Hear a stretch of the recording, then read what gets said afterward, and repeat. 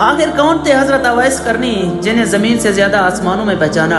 وہ صحابی بھی نہیں تھے، لیکن نبی کریم صلی اللہ علیہ وآلہ وسلم نے صحابہ سے فرمایا اویس کو تلاش کرنا اور اسے دعا کروانا۔ السلام علیکم ویورز، امید ہے آپ سب خیریت سے ہوں گے۔ آج ہم ایک عظیم انسان کا واقعہ سننے جا رہے ہیں جو نہ صحابی تھے نہ انہوں نے نبی کریم صلی اللہ علیہ وسلم کو اپنی آنکھوں سے دیکھا، مگر پھر بھی آسمانوں میں ان کا ذکر تھا۔ یہ واقعہ ہے حضرت اویس کرنی رحم اللہ کا۔ ناظرین، دنیا میں بہت سے لوگ عبادت کرتے ہیں، نمازیں پڑھتے ہیں، نفل ادا کرتے ہیں، لیکن کچھ لوگ ایسے ہوتے ہیں جنہیں اللہ صرف ایک خاص خوبی کی وجہ سے بہت بلند مقام دیتا ہے۔ حضرت اویس کرنی رحم اللہ بھی انہی خوش نصیب لوگوں میں سے تھے۔ وہ یمن کے علاقے کرن میں رہتے تھے، اسی نسبت سے انہیں اویس کرنی کہا جاتا ہے۔ وہ بہت سادہ زندگی گزارنے والے انسان تھے، دنیا کی چمک دمک سے دور، خاموش طبیعت کے مالک اور ہر وقت اللہ کی عبادت میں مشغول رہتے تھے۔ لیکن ان کی سب سے بڑی خوبی کیا تھی؟ اپنی ماں کی خدمت۔ جی ہاں، وہ اپنی بوڑھی والدہ سے بے حد محبت کرتے تھے۔ ان کی والدہ بہت کمزور اور بیمار تھیں۔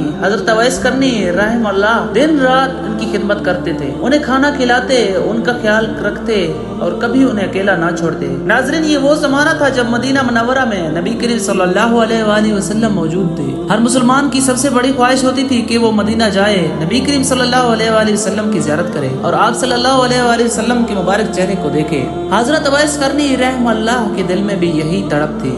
وہ نبی کریم صلی اللہ علیہ وآلہ وسلم سے بے انتہا محبت کرتے تھے۔ انہوں نے کبھی بھی نبی کریم صلی اللہ علیہ وآلہ وسلم کو دیکھا نہیں تھا، مگر محبت ایسی تھی کہ راتوں کو روتے تھے۔ وہ سوچتے تھے کہ کاش میں مدینہ جا سکوں، کاش میں اپنا آقا صلی اللہ علیہ وآلہ وسلم کی زیارت کر سکوں۔ آخر ایک دن انہوں نے اپنی والدہ سے اجازت مانگی کہ امی، میں مدینہ جانا چاہتا ہوں، میں نبی کریم صلی اللہ علیہ وآلہ وسلم کی زیارت کرنا چاہتا ہوں۔ ماں نے اجازت دے دی، لیکن ایک شرط رکھی۔ انہوں نے فرمایا، بیٹا زیادہ دیر مت رکنا، اگر نبی کریم صلی اللہ علیہ وآلہ وسلم گھر پر نہ ہوں تو واپس آ جانا۔ حضرت اویس کرنی رحم اللہ اپنی ماں کی بات مان کر مدینہ منورہ کی طرف روانہ ہو گئے۔ تصور کریں ناظرین، وہ سفر کتنا محبت بھرا ہوگا۔ ہر قدم پر دل میں یہی خواہش ہوگی کہ اب میں اپنے محبوب صلی اللہ علیہ وآلہ وسلم کو دیکھوں گا۔ کئی دنوں سفر کے بعد وہ مدینہ منورہ پہنچ گئے، مگر جب وہ نبی کریم صلی اللہ علیہ وآلہ وسلم کے گھر پہنچے تو معلوم ہوا کہ آپ صلی اللہ علیہ وآلہ وسلم گھر پر موجود نہیں تھے۔ یہ سن کر ان کا دل بہت غمگین ہوگا۔ ایک طرف نبی کریم صلی اللہ علیہ وسلم کی زیارت کی شدید خواہش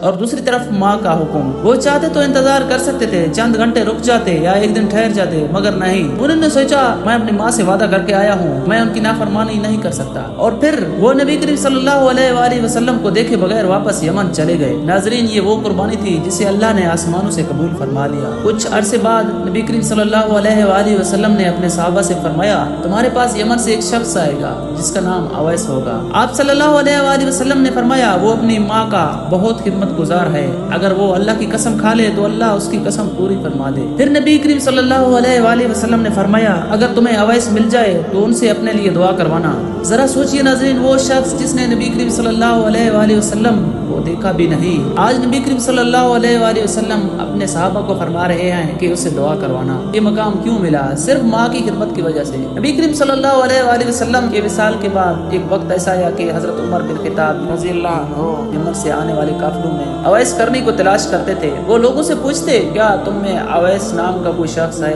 آخرکار ایک دن حضرت عمر رضی اللہ تعالیٰ عنہ کی ملاقات اویس کرنی رحم اللہ سے ہوئی۔ حضرت عمر رضی اللہ تعالیٰ عنہ نے پوچھا، کیا تم اویس ہو؟ انہوں نے جواب دیا، جی۔ پھر حضرت عمر رضی اللہ تعالیٰ عنہ نے وہ نشانیاں دیکھی جو نبی صلی اللہ علیہ وآلہ وسلم نے بتائی تھی۔ حضرت عمر رضی اللہ تعالیٰ عنہ کی آنکھوں میں آنسو آ گئے اور پھر اسلام کے عظیم خلیفہ حضرت عمر رضی اللہ تعالیٰ عنہ نے فرمایا، میرے لیے دعا کریں۔ کچھ ناظرین، ایک خلیفہ وقت ایک ایسے شخص سے دعا کی درخواست کر رہا ہے جو دنیا میں عام اور سادہ زندگی گزار رہا تھا، لیکن اللہ کے نزدیک اس کا مقام بہت بلند تھا۔ آج ہم سب کے لیے اس واقعے میں بہت بڑا سبق ہے۔ ہم عبادت تو کرتے ہیں لیکن والدین کی خدمت کو معمولی سمجھ لیتے ہیں، حالانکہ کئی بار اللہ کی رضا ماں باپ کی رضا میں چھپی ہوتی ہے۔ حضرت اویس کرنی رحم اللہ نے ہمیں سکھایا کہ ہر وہ عمل جو خالص اللہ کے لیے ہو وہ انسان کو آسمانوں میں مشہور کر دیتا ہے۔ اگر آپ کے والدین زندہ ہیں تو ان کی قدر کریں، ان کے ساتھ نرمی سے بات کریں، ان کی خدمت کریں۔ کیا پتہ آپ کی زندگی کا سب سے بڑا نیک عمل یہی ہو۔ اللہ تعالیٰ ہمیں والدین کی خدمت کی توفیق عطا فرمائے،